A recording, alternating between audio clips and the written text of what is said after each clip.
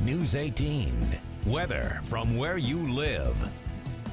Well, in this date in weather history, we had an F1 tornado that hit a farm northwest of Waynetown and is on the ground for nearly 4.5 miles, $25,000 in damage. But if you figure in inflation, in 2013, that would be equal to about $242,000 in damage. No tornadoes today, but we had a few showers and storms in our north this morning to very early afternoon, and a few more storms may pop here and there as we get into the evening. And we're seeing one storm kind of form down towards Odell. There's Lafayette, and you can see this kind of moving to the northeast. So Odell, you'll get a little thunderstorm here shortly, perhaps over towards Corwin and Concord. We'll see if a few more can form, because the potential does exist for a few more storms to pop this evening and tonight.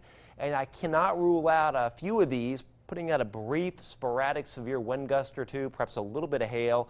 And then we'll see a larger complex of showers and storms kind of form up here, Iowa, Illinois, and Missouri. And that'll tend to come through very late tonight, early tomorrow morning. This little dip right here, that's the cold front that's approaching from the northwest that'll take away some of the intense heat and humidity. But again, either this evening tonight or tomorrow morning, I can't rule out a few little sporadic severe gusts or perhaps a little hail. It doesn't look widespread though, but again, keep that in mind as some of these storms pass through.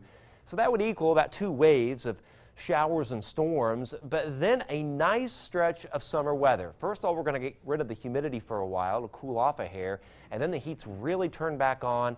Looks like nice pool weather on the way. Tonight, 70 Rochester, Monticello, 72 at Lafayette, Covington, as well as Crawfordsville. And tomorrow, about 85 to 90, 87 Lafayette, 87 Monticello. But the humidity will fall pretty slow tomorrow. I mean, the wind's going to go to the northwest and north, so the dry air is going to start bleeding in, but it's going to take time.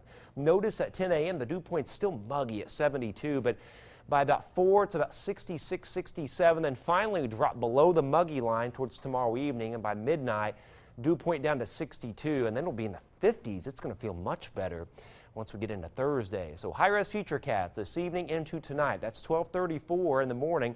Spotty storms around, and then a few more spotty storms around even into the overnight. And this is early in the morning, about 6, 7 o'clock. This is kind of that wave of some showers and storms that'll pass through as the cold front approaches and passes. But after tomorrow morning, we're kind of finished with it. We turn partly cloudy. We're in good shape for the rest of the day.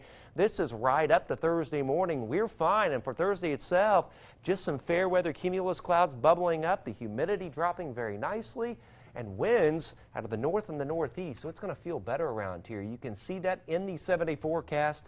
There's that 83 on Thursday, partly cloudy, 83 Friday, overnight lows in the upper 50s, but then it heats up, and it heats up in a big way with high humidity too, 92 by Monday, and we could have the hottest day of the season so far once we get to Tuesday with a high right around 93 and the heat indices getting above 100, Jeff. Next chance of storms after tomorrow morning, next Tuesday night, Wednesday. Okay, so you got a dry slot there for us. Very good, Chet. Yeah. Thank you. Coming up next, a Lafayette woman facing multiple heroin charges, and find out why an empty pickle jar is at the center of battery charges for a Buck Creek woman. We'll have the full report.